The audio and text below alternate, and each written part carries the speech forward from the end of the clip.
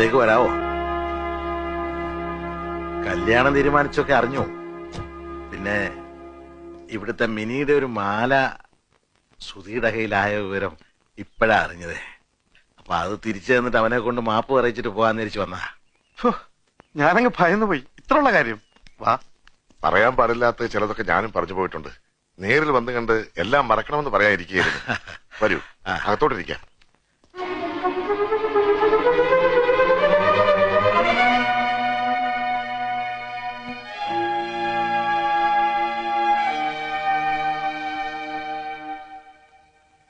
സുധിയുടെ അമ്മ അച്ഛനും അമ്മച്ചി.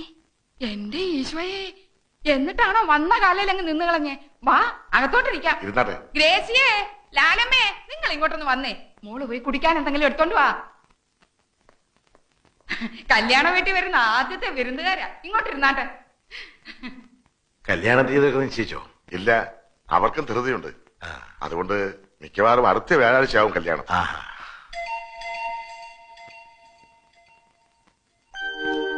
ഇത്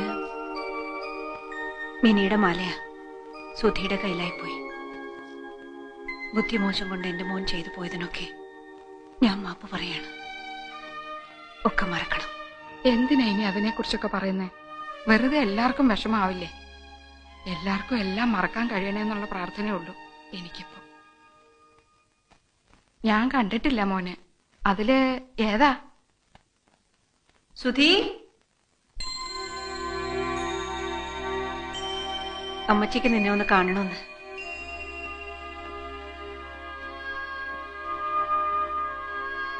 മിനി ഒരു തെറ്റും ചെയ്തിട്ടില്ല.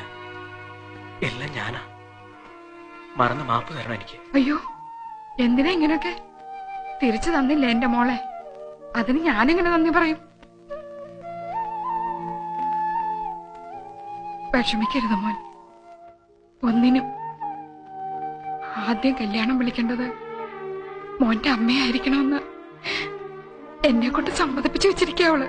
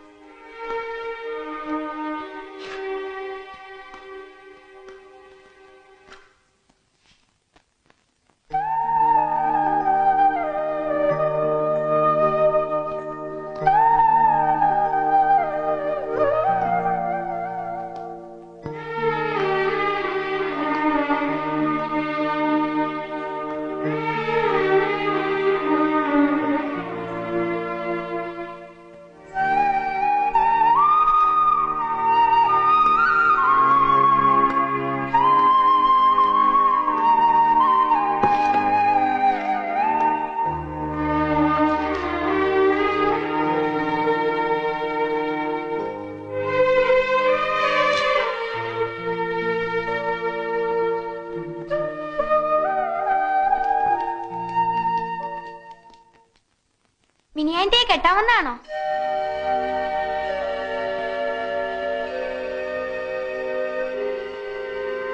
പറ, മിനിയാന്റെ കെട്ടാമെന്നാണോ? അല്ല. പിന്നെ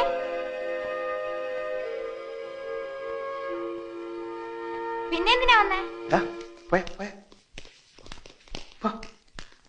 ഞങ്ങളെന്നാ അങ്ങോട്ട് ഇറങ്ങിക്കോട്ടെ. വന്നതിലും കണ്ടതിലും ഒക്കെ സന്തോഷം. ശരി.